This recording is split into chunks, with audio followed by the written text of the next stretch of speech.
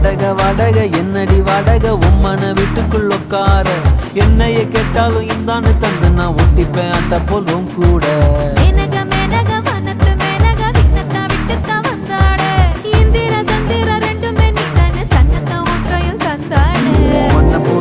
உன்னைய நீ நெஞ்சில் வச்சிருப்பேன் ரொம்ப பத்திரமா சின்ன சிரிப்புல என்ன வளைச்சிட்ட சித்தன வாசலிச்சு